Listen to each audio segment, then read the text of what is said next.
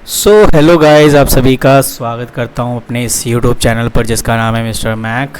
और आप देख रहे हैं जो भी बच्चे 11th क्लास के हैं और उनको बिज़नेस स्टडी में कुछ भी प्रॉब्लम आ रही है, उससे रिलेटेड मैंने जो है ऑनलाइन वीडियोस अपलोड की है, जो कि इससे पहले के चैप्टर्स 4 हो चुके हैं, यानी चैप्टर 1, 2, 3, 4। और बाकायदा मैंने उसको जो है अच्छे से एक्सप्लेनेशन दिया है। तो अगर आप वो वीडियो देखना चाहते हैं तो आप प्लेलिस्ट में जाके देख सकते हैं। और बाकी अगर आप हैं तो आप मेरे साथ चैप्टर 5 पढ़ सकते हैं। इसमें हम पढ़ेंगे ई बिज़नेस के बारे में, क्योंकि इसमें लिखा है इमर्जिंग मोड ऑफ बिज़नेस। तो चेक करते हैं हम इसमें कि किस टाइप के बिज़नेस को हम यहाँ पर हैंडल करेंगे। सबसे पहले बात करते हैं ई बिज़नेस होता क्या है। बहुत इजी चैप्टर है, आप भी इस चीज़ को समझते हो। ई बिज़नेस का मतलब क्या होता है, जब हम कोई भी, चाहे क्या लिखा है इसमें, अगर आप इसमें पढ़ सकते हैं कि may be defined as the conduct of industry, trade and commerce using the computer network. यानी चाहे आप इंडस्ट्री से रिलेटेड कोई काम कर लीजिए, या ट्रेड से रिलेटेड कोई काम कर लीजिए, या कोई भी कॉमर्स से रिलेटेड कोई काम कर रहे हैं, वो भी किस पे, कंप्यूटर नेटवर्क।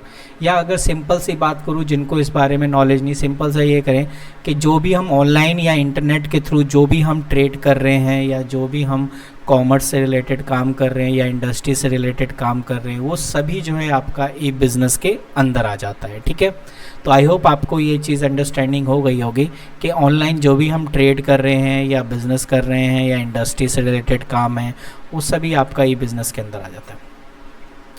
तो कहने का मतलब यहाँ अगर आप देखें तो यहाँ पर आपको बोल सकते हैं कि ई बिज़नेस और ई कॉमर्स में क्या फ़र्क होता है। तो आप बता सकते हैं कि e business is a more elaborate term and comprise the various business transaction and the function conducted electrical and e commerce is just a part of e business. कहने का मतलब अगर आपसे बोले कि ई बिज़नेस और ई कॉमर्स का क्या एज अ डिफरेंस है, तो आप सिंपल सा कहेंगे जो ई कॉमर्स है वो ई बिज़नेस का ही एक पार्ट है। क्योंकि ई बिज़नेस में अभी हमने इसे पहले वाले पॉइंट में पढ़ा था कि इसमें देखिए कॉमर्स भी था, तो कहीं ना कहीं ई कॉमर्स भी एक ई बिज़नेस का ही पार्ट है, जिसके अंदर सारे, चाहे वो ट्रेड हो या, ठीक है, चाहे ई कॉमर्स से रिलेटेड काम हो। तो ई कॉमर्स के अंदर क्या आ जाता है, e commerce involve buying and selling of goods over the internet, and E business involve buying and selling other function like a product development, accounting, finance and inventory management. कहने का मतलब अब आप देख सकते हैं कि ई बिजनेस के अंदर क्या क्या चीज़ें इन्वॉल्व होती है, जबकि ई कॉमर्स में सिर्फ खरीदना और बेचना होता है इंटरनेट के थ्रू। ई बिज़नेस के स्कोप क्या है भाई, ये यहाँ लिखा है, देखिए यहाँ पर आपने देखा होगा B2B कहते हैं। तो B2B का मतलब क्या होता है, बिज़नेस टू बिज़नेस। कहने का मतलब अगर एक कंपनी दूसरे कंपनी को सामान बेच रही है और एक कंपनी दूसरे से खरीद रही है, तो वो कंपनी टू कंपनी ट्रांजेक्शन हो गया, तो इसी को हम बिज़नेस टू बिज़नेस ट्रांजेक्शन कहते हैं। ठीक है, तो कहने का मतलब है both the party are involve in e commerce transaction are business firm using electronic data interchange technology. इसके अंदर इन्वॉल्व क्या होता है, placing order, monitoring production and delivery of component and sending and receiving order. तो ये सिर्फ दो companies या दो बिजनेस के बीच में होता है, तो इसीलिए हम इसमें B2B वर्ड यूज़ करते हैं।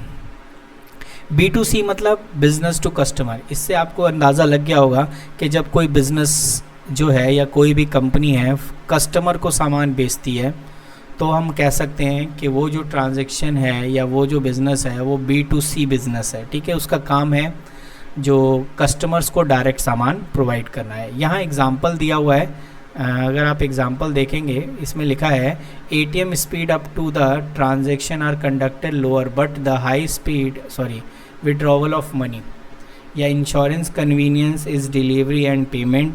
या आप कोई भी गुड्स वगैरह देख लो, कोई भी गुड्स आप कस्टमर को बेच रहे हो ऑनलाइन, और तो वो सारे आपके B2C के अंदर आ जाते हैं। आप अपनी बुक में ज़रूर चेक करना, उसमें भी अच्छे एग्जांपल्स दिए हुए हैं।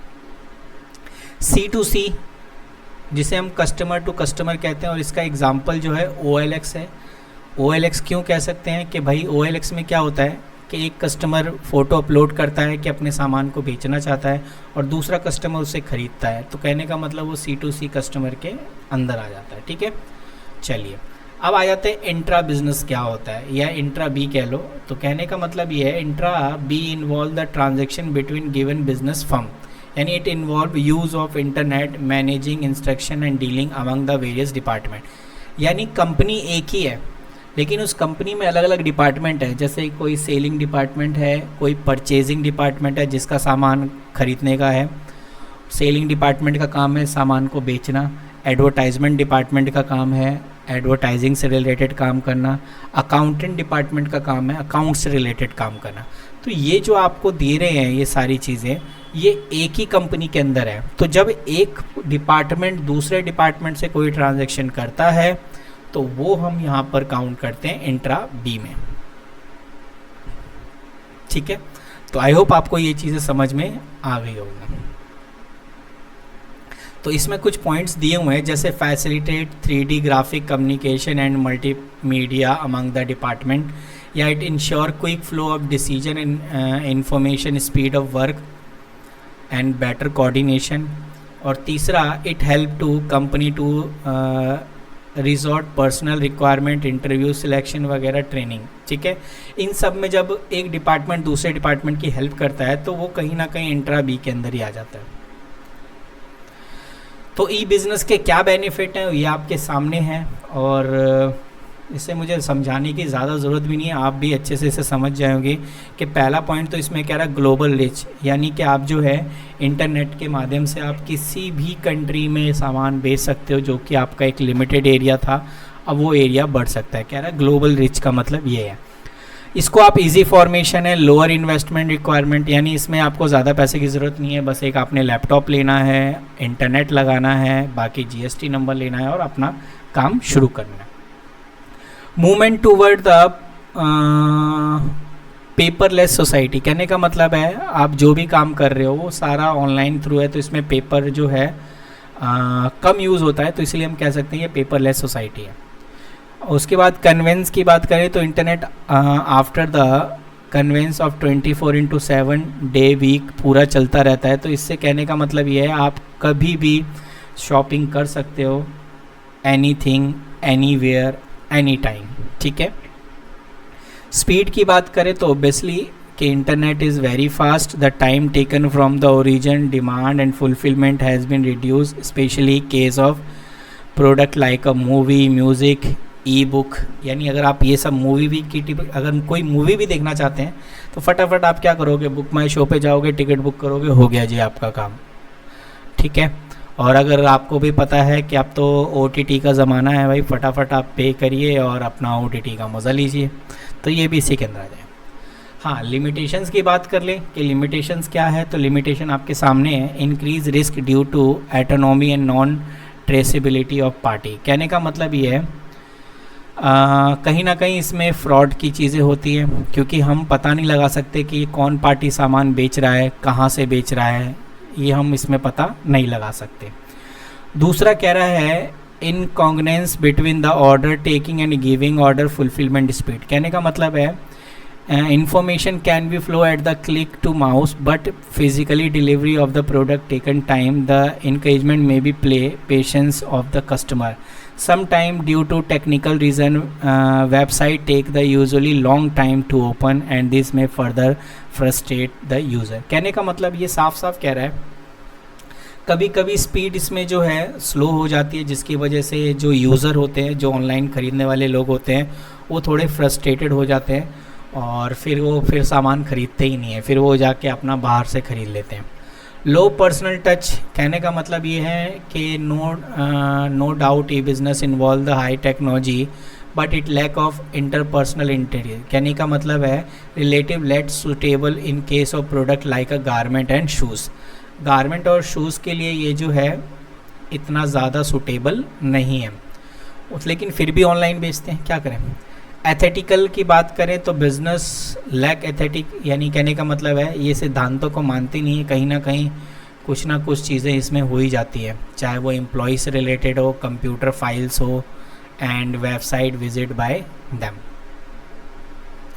एंड पीपल रेसिस्टेंस की बात करें तो कह रहा है the process of adjustment to a new technology and new way doing things cause stress and sense of insecurity that the people are resistance into e business. कहीं ना कहीं देखो, अगर मैं ऑनलाइन भी पेमेंट कर रहा हूँ तो ये रिस्की हो जाता है कि मैंने पेमेंट तो कर दी, सामान अभी तक आया नहीं, तो ये भी लोगों में कहीं ना कहीं डर रहता ही है।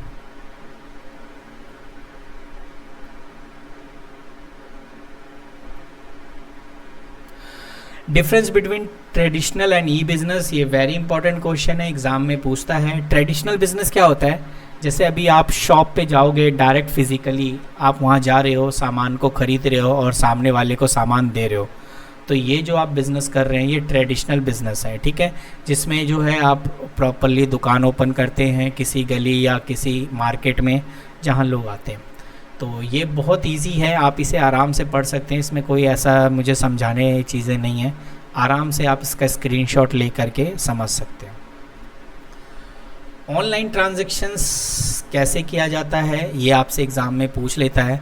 सबसे पहले आपको क्या करना पड़ता है? रजिस्ट्रेशन करना पड़ता है, ठीक है। उसके बाद आपको प्लेसिंग ऑर्डर करना पड़ता है, आप ऑर्डर को प्लेस करिए, उसके बाद पेमेंट मैकेनिज़्म होता है, ठीक है। जैसे आपने देखा होगा, अगर आप नए कस्टमर हैं, रजिस्टर आपको करना पड़ेगा, चाहे वो फ्लिपकार्ट हो, आप अपना फ़ोन नंबर डालेंगे, फिर उस पर OTP आएगा, वो रजिस्ट्रेशन होता है।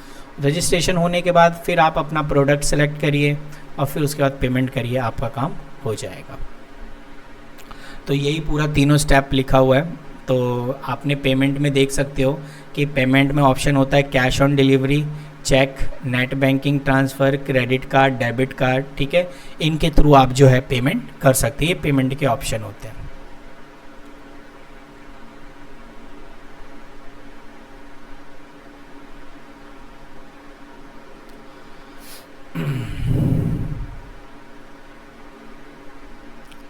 अब ये देखेंगे कि आउटसोर्सिंग क्या होता है। आउटसोर्सिंग के बारे में थोड़ा सा हम पढ़ लेते हैं कि व्हाट इज़ द आउटसोर्सिंग।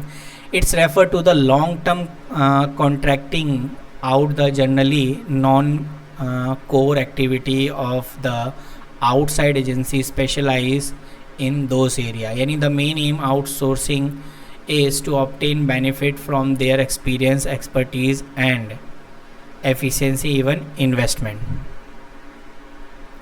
कहने का मतलब क्या होता है? सपोज़ करिए मैं दिल्ली में हूँ और मैं दिल्ली में तो हूँ, लेकिन मुझे अपना बिज़नेस जयपुर में खोलना है, लेकिन मुझे जयपुर के बारे में कुछ नहीं पता कि जयपुर का एरिया कैसा है, वहाँ पे क्या सामान बेचना चाहिए, कैसे कस्टमर्स हैं, कैसे उनको हैंडल करना है।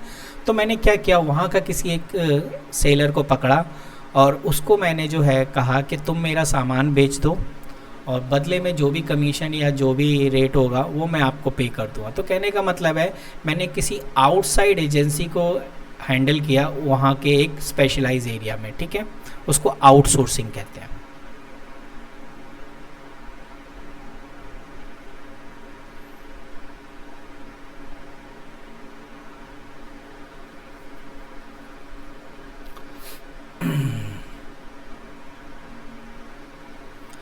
तो ये कुछ पॉइंट्स हैं जिसमें फ़ीचर्स की बात कर रहा है। फ़ीचर्स में अगर आप आउटसोर्सिंग देखेंगे तो पहला कह रहा है आउटसोर्सिंग इन्वॉल्व द कॉन्ट्रैक्टिंग।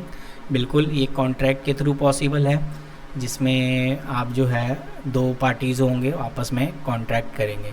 उसके बाद सेकंड पॉइंट है generally non core business activity are outsourcing. कहने का मतलब है as the organisation venture and experiment with outsourcing, they may be initially outsource only in non-core activity, but later as they become the comfortable with managing independencies, they may be start getting even core activity performance by outsider।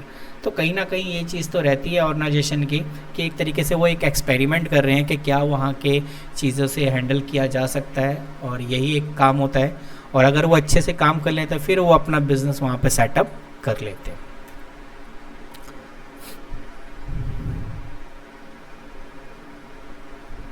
तो इसके अंदर आ जाता है, अगर मैं बात करूँ outsourcing में, तो एक कॉन्ट्रैक्ट मैन्युफैक्चरिंग का भी हो सकता है, कॉन्ट्रैक्ट रिसर्च से रिलेटेड हो सकता है, कॉन्ट्रैक्ट सेल से रिलेटेड हो सकता है, एंड इन्फॉर्मेटिक्स। कहने का मतलब है अभी जो मैं आपको चीज़ें समझा रहा था वो कॉन्ट्रैक्ट सेल के रिगार्डिंग है कि मैं अपना सेल जो है सामने वाले को बेच रहा हूँ, ठीक है। चलिए बढ़िया। तो अगर आप देखेंगे आउटसोर्सिंग में, the term of outsourcing has the more popularly come assist with the business process outsourcing. इसे हम BOP के नाम से जानते हैं, यानी एक तरह से कॉल सेंटर का काम है जो 24 घंटे एंड सातों दिन काम करता है, ठीक है।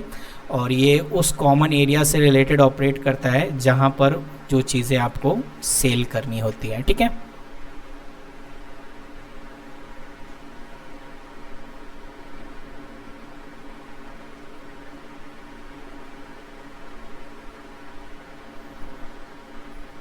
तो ये आपको मैंने बता दिया। बाकी इसकी नीड क्यों पड़ती है ये आप देख सकते हैं। कॉस्ट कम आता है, क्विक एक्सीलेंस है, एंड फोकसिंग ऑन अटेंशन, ठीक है, and feeling to economic development. तो ये कुछ पॉइंट्स हैं जिसके लिए हम कह सकते हैं कि आउटसोर्सिंग की नीड होती है। तो यही कुछ पॉइंट्स हैं जो मुझे आपको समझाने थे। आई होप आपको चीज़ें क्लियर हो गई होंगी, और ये थोड़ा छोटा चैप्टर है तो आपको ये चीज़ें समझ में आ गई। बाकी अगर आप नए हैं तो मैं हर बार की तरह यही बोलूँगा कि आप चैनल को सब्सक्राइब करना ना भूलें, बाकी अपने दोस्तों में ज़रूर शेयर करें। मिलते हैं नेक्स्ट वीडियो में। Thank you.